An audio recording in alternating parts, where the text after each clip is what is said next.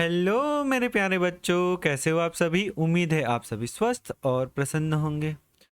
बेटा, आज हम पढ़ेंगे एक ऐसा इंपॉर्टेंट टॉपिक जो आप सभी के मन में है। सोचो क्या वो टॉपिक है बेटा। परीक्षा काल में होने वाला प्रॉब्लम। प्रॉब्लम में सबसे पहला प्रॉब्लम आता है बेटा, परीक्षा का जो बर्डन है उसको आप तनाव के रूप में लेने लग जाते हो, जिसके कारण क्या होता है बेटा, आपका तबीयत डाउन होने लग जाता है। और तबीयत डाउन होता है तो आप पढ़ाई भी नहीं कर सकते हो। ठीक। और क्या होता है बेटा, बहुत सारे बच्चे पढ़ते हैं लेकिन पढ़ने के बाद क्या होता है, जब एग्जाम हॉल में बैठते हैं या अभी अर्धवार्षिक का एग्जाम या प्री बोर्ड एग्जाम देते हैं तो पढ़े तो पूरे रहते हैं बेटा, लेकिन सबको भूल जाते हैं। तो बेटा, ये सब में क्या कमियां रहते हैं बच्चों का, उसको हम लोग कैसे दूर करें, कैसे फेस करें सारी चीजों को।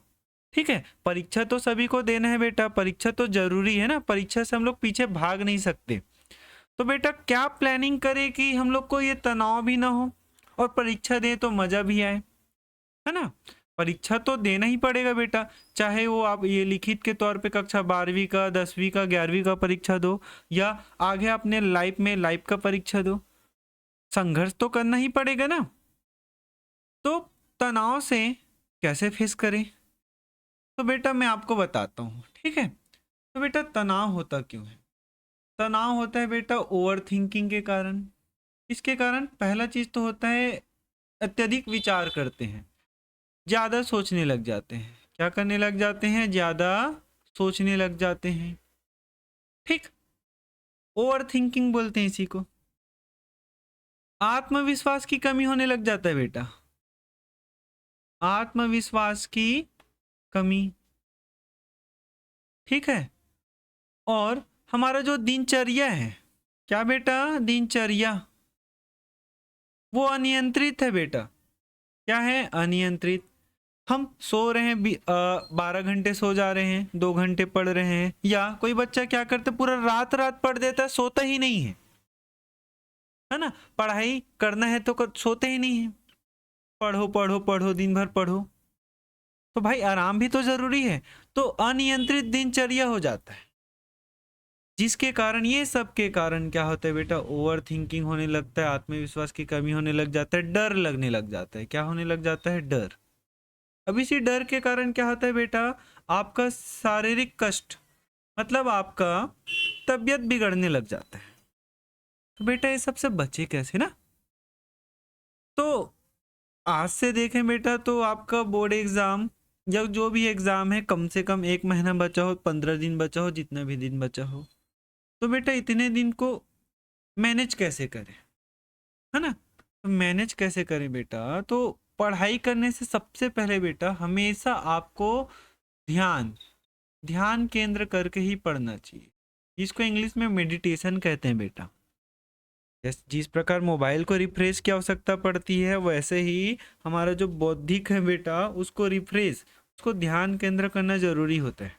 आप आंखों को बंद कीजिए और ओम ओम की मुद्रा में 2 मिनट कम से कम जरूरी है बेटा, आप ज्यादा भी कर सकते हो। माइंड को रिफ्रेश करो सबसे तो पहले, उसके बाद पढ़ना चालू करो। तो सबसे पहले बेटा आपके दिनचर्या में 2 मिनट का ध्यान केंद्र तो जरूरी ही है। उसके बाद बेटा आपको टाइम टेबल बनाना जरूरी है। ठीक, अभी एग्जाम को बेटा बहुत कम दिन बचे हैं, तो कम दिन बचे बेटा, तो कम दिन बचे रहे या 10 दिन बचे रहे, उसमें 6 घंटे आपको सोना जरूरी है।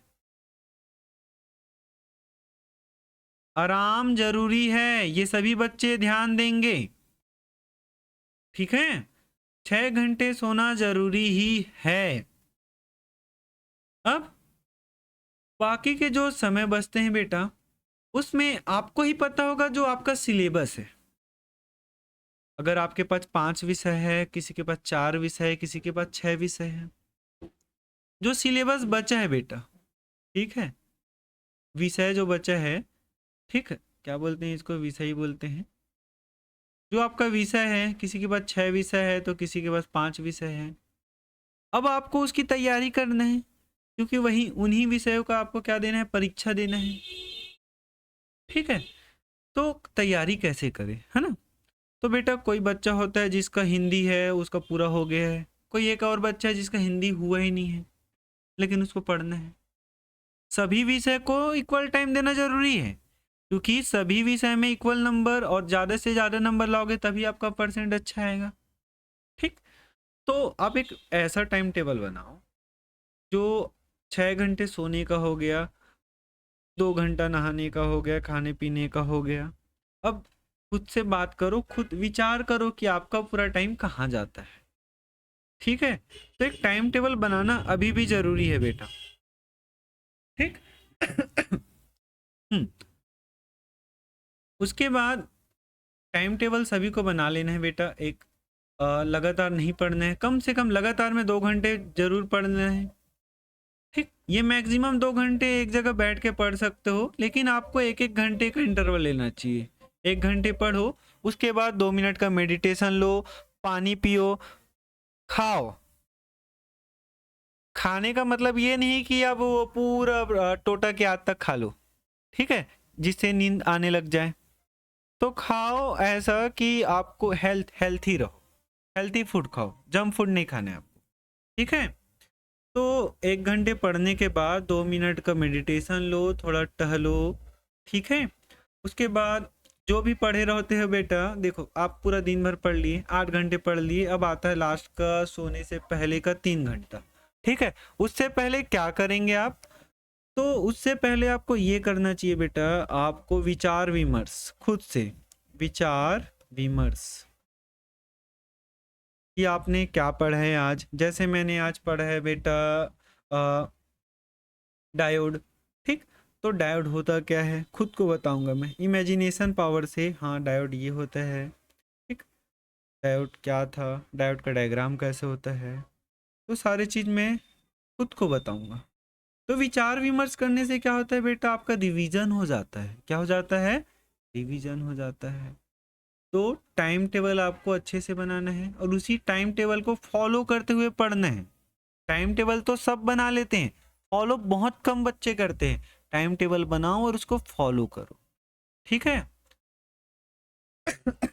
तो बेटा पढ़ाई स्टार्ट करने से पहले आपको टाइम टेबल तो बनाना जरूरी है, 2 मिनट का मेडिटेशन करना पड़ेगा। और मेडिटेशन करने के बाद आंख ओपन करने से पहले बेटा आपको बोलना होगा आई कैन डू इट, मैं कर सकता हूँ या मैं कर सकती हूँ, आई कैन डू इट। ठीक है, मुझे खुद पर भरोसा है, मुझे खुद पर भरोसा है, मैं ये कर सकता हूँ, मैं ये कर सकती हूँ। ठीक, एक टारगेट सेट करना जरूरी है बेटा। कोई बच्चे पास होने के लिए पढ़ रहे हैं, कोई बच्चा एक विशेष अंक प्राप्त करने के लिए पढ़ रहे हैं, तो मुझे इतना परसेंट चाहिए, मुझे इतना परसेंट चाहिए। अगर आपका टारगेट बेटा छोटा है तो आपका मेहनत थोड़ा कम होगा, अगर आपका टारगेट बेटा थोड़ा विशाल है तो आपका मेहनत भी ज़्यादा चाहिए होगा। ठीक, तो जितना ज़्यादा मेहनत करेगा वो टारगेट के उतना ज़्यादा करीब पहुंचेगा वो बेटा। ठीक है, तो मेडिटेशन करने के जस्ट बाद आपको बोलना चाहिए I can do it, I can do it, मैं ये कर सकता हूँ, मुझे खुद पर भरोसा है, मुझे बोर्ड परीक्षा में इतना टारगेट अचीव करना है, मुझे इतना चाहिए ही। खुद को आत्मविश्वास से पूरा भर दो बेटा। उसके बाद पढ़ाई चालू करो।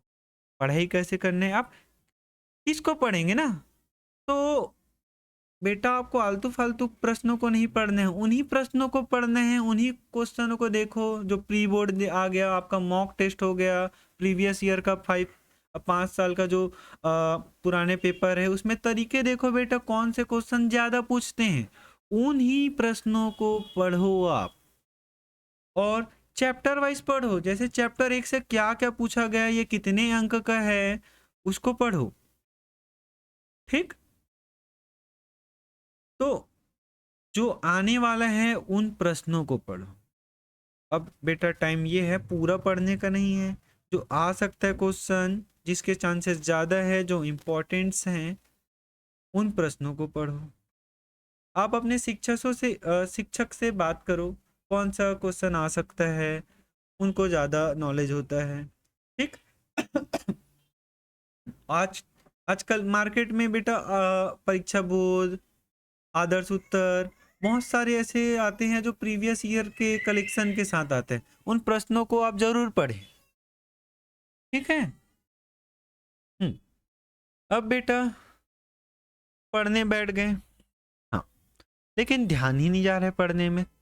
10 मिनट पढ़े पूरे जोश के साथ, लेकिन मन नहीं उठ रहा है, नींद आ रहा है। तो क्या करें ऐसे में? तो उठो, आप मुंह धो के आओ और खुद को बताओ मेरे को पढ़ना किसके लिए। आपको खुद के लिए पढ़ना है बेटा। 12वीं तो सबको पास होना है, 10वीं तो सबको पास होना है, ताकि आप आगे एक लेवल और आगे पढ़ाई कर सको। ठीक, पढ़ाई जरूरी है बेटा। ठीक है, पढ़ाई आपको आगे लाइफ में काम आएगा ही। ठीक है, गरीबी को अगर दूर करना है बेटा तो पढ़ाई जरूरी है। पढ़ाई से बौद्धिक विकास होता है। जब आपका बौद्धिक विकास होगा तो आप गरीबी को आसानी से दूर कर सकते हो। ठीक, तो आत्मविश्वास के साथ पढ़ेंगे।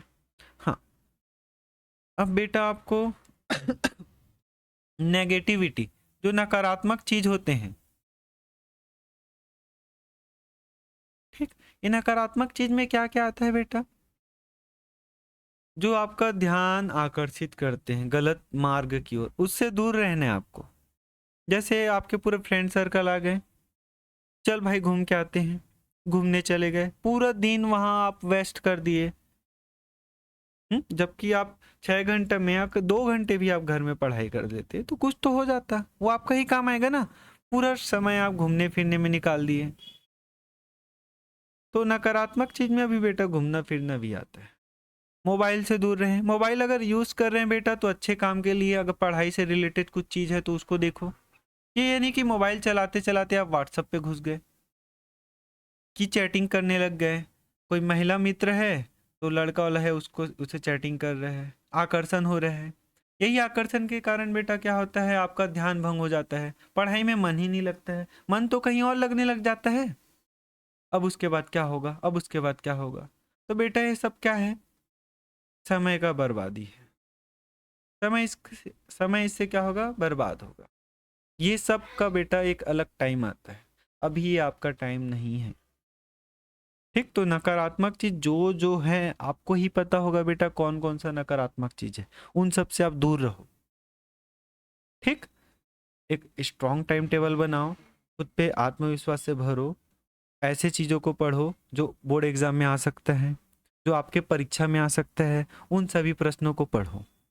ठीक, और पढ़ेंगे तो कैसे पढ़ेंगे बेटा? लिख लिख कर पढ़ेंगे। क्या करेंगे? एक बार लिख कर पढ़ेंगे। ठीक, उसके बाद खुद को बताएंगे बोलकर। क्या? बोलकर। जैसे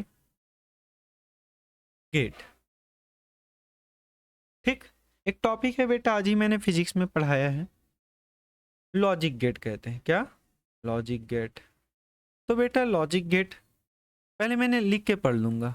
लॉजिक गेट एक ऐसा गेट होता है जो अपने से होकर जो विद्युत परिपथ होता है उसको जाने देता है या तो रोक देता है। उसको मैंने पहले लिख दिया। अब थोड़ी देर बाद मैं जब खड़ा हुआ, उस मैं खुद को बताऊंगा देख भाई लॉजिक गेट क्या है, तेरे को पता है क्या होता है लॉजिक गेट? लॉजिक गेट भाई एक ऐसा गेट है जो विद्युत परिपथ जो सिग्नल होते हैं उसको अपने आप से होकर जाने देता है और कुछ को रोक भी देता है। तो इसको क्या कहते हैं? लॉजिक गेट कहते हैं। खुद को बताएंगे तो इससे क्या होगा, आपका रिवीजन होगा, और जो रिवीजन होगा बेटा तो उसको आप भूलोगे नहीं, ये ज्यादा दिन तक आपको याद, समझे? तो एक बार लिख कर पढ़ना है, अब उसी को एक बार खुद को बताना है बोलकर। ठीक है, जो खुद में बिजी होता है वो सक्सेस जल्दी प्राप्त करता है बेटा, ध्यान रहेंगे रखेंगे। तो खुद को बताएंगे ना, लिख के पढ़ो, खुद को बताओ, बिजी रहो। ठीक, अब बेटा बहुत से स्कूलों में अभी मैंने देख रहा हूँ प्री बोर्ड हो रहे हैं, मॉक टेस्ट हो रहे हैं, सब होते जा रहे हैं। तो बच्चा फिर से पढ़ने लग जाता है, पार्ट 1 से पार्ट 15 तक जो जो चाहिए पढ़ के चला गया, फिर दूसरे दिन परीक्षा दिए, ऐसे ऐसे करते पूरा उसका 7 दिन खत्म हो गया। फिर प्री बोर्ड के बाद क्या हो गया, आपका मॉक टेस्ट हो गया, उसका 7 दिन चला गया। बचा उसका 30 दिन है। कितना दिन बचा है बेटा? 30 दिन। और उसका पूरा पढ़ाई का आधा हिस्सा बचा है जो उसको खुद पता है क्या क्या बचा है। लेकिन 7 दिन उसका प्री बोर्ड में चला गया, 7 दिन उसका मॉक टेस्ट में चला गया। यही एग्जाम देते देते उसका तैयारी जो बचा था बेटा वो 30 दिन में भी कंप्लीट नहीं हो पाएगा। 15 दिन तो ऐसे ही खत्म हो जाएगा। तो ये सबको मेंटेन करते हुए क्या करें बेटा? प्री बोर्ड और मॉक टेस्ट आप कहाँ तक तैयारी की हो उसका जांच करने के लिए हो रहा है। तो बेटा जैसे मेरा फिजिक्स में 7 चैप्टर तक हो गया है, मेरे को पता है ना 7 चैप्टर तक हो गया है, तो मैं क्या करूँगा बेटा? ईमानदारी से मैं 8वां चैप्टर पढ़ूंगा, 8वां चैप्टर को ईमानदारी से पढ़ूंगा और मॉक टेस्ट में जाकर लिख दूंगा। ये कि नहीं मैं शुरू से पार्ट 1 से फिर से चालू करूंगा, नहीं, जो मेरा नहीं हुआ है वहां से आगे पढ़ूंगा। समझे कैसे पढ़ाई करने हैं? जहां तक आपका हो गया है उसके आगे का पढ़ना है, और जितना हो चुका है उसको एक बार देख लो बस, और जो नहीं हुआ है उसको पहले पढ़ना है। समझे? उसको पढ़ के जाना है, तभी आपको जो 30 दिन का टारगेट बचा है बेटा उसमें जो आपका मॉक टेस्ट प्री बोर्ड हो रहा है वो भी कवर होगा और एग्जाम खत्म हो जाएगा। ठीक है? और आपका तैयारी भी होते चला जाएगा। इसके बाद क्या करना है बेटा? डेली प्रैक्टिस करना है। क्या करना है? डेली प्रैक्टिस करना है। और बेटा आपको पढ़ाई करते समय डरना नहीं है। क्या नहीं करना है? डरना तो बिल्कुल भी नहीं है। ठीक है? डरना बिल्कुल भी नहीं है। आप जब भी पढ़ते हो पूरा बुक को मत देखा करो। आप कौन सा चैप्टर पढ़ रहे हो? जैसे आप चैप्टर 8 पढ़ रहे हो, चैप्टर 8 का सबसे पहले उस टॉपिक को पढ़ जो सबसे ज्यादा पूछा जाता है। तो जो टॉपिक है बेटा उसको सबसे पहले देखो, कौन सा टॉपिक सबसे ज्यादा पूछा जाता है। हाँ, उस टॉपिक को मैं सबसे पहले पढ़ूंगा। केवल मैं उसी टॉपिक को देखूंगा, नहीं मैं पूरा बुक का सारा क्वेश्चन देख लूं और एकदम डरने लग जाऊं, इतना सारा है मैं कैसे करूंगा। ऐसा नहीं है बेटा। उसी टॉपिक को देखो जो आने वाले हैं, आप केवल एक ही टॉपिक पे विचार करो। जैसे कक्षा 12वीं फिजिक्स में ही ना लास्ट चैप्टर जो है, सेकंड लास्ट चैप्टर है उसमें लॉजिक गेट की सत्यता सारणी आता ही है। तो मैं उसको पहले पढ़ूंगा ना, स्टेप बाय स्टेप पढ़ूंगा। मैं लॉजिक गेट क्या होता है उसको पढ़ूंगा, सीख गया। सत्यता सारणी क्या होता है उसको सीख गया। एंड गेट, और गेट, जो भी है बेटा लाइन से स्टेप बाय स्टेप सीखूंगा ना। बेटा कम पढ़ो लेकिन बम पढ़ो, अर्थात आप कम पढ़ो लेकिन एकदम अच्छे से पढ़ो, तभी तो काम का है, तभी तो आपको क्या मिलेगा? अच्छे नंबर मिलेंगे। ठीक? और डरना बिल्कुल भी नहीं है बेटा आपको। ठीक है? और बेटा खुद पे भरोसा रखो, आपका होने वाला परीक्षा एकदम अच्छे से जाएगा। आप खुद पे भरोसा रखो। You can do it. मुझे पता है आप सब कर सकते हो, आपको भी पता होना चाहिए आप कर सकते हो। तो बेटा मेहनत कीजिए। कुछ भी डाउट हो, कोई भी प्रॉब्लम हो बेटा, आप मुझे मैसेज कर सकते हो। ठीक है? इंस्टाग्राम में बेटा पीसी स्क्वायर करके हमारा चैनल है, उसमें मैसेज कर सकते हो, वहाँ हमारा नंबर है बेटा, वहाँ से कॉल भी कर सकते हो। किसी को भी कोई प्रॉब्लम हो बेटा, मैं सॉल्यूशन जरूर निकाल के दूंगा। तो आप पढ़ते रहो बेटा, घबराओ बिल्कुल भी नहीं। लिख लिख कर पढ़ो, लिख कर पढ़ोगे तो आप भूलोगे नहीं बेटा। ठीक है? 6 घंटे का नींद जरूरी है। पढ़ो, पढ़ने के बाद थोड़ा थोड़ा गैप लो, मेडिटेशन से स्टार्ट करना है पढ़ाई को। ठीक है? और खुद में आत्मविश्वास के साथ पढ़ाई चालू करना है। तो मिलते हैं बेटा नेक्स्ट वीडियो में, और आपके अच्छे रिजल्ट के साथ मिलते हैं। तो बेस्ट ऑफ लक मेरे प्यारे बच्चों।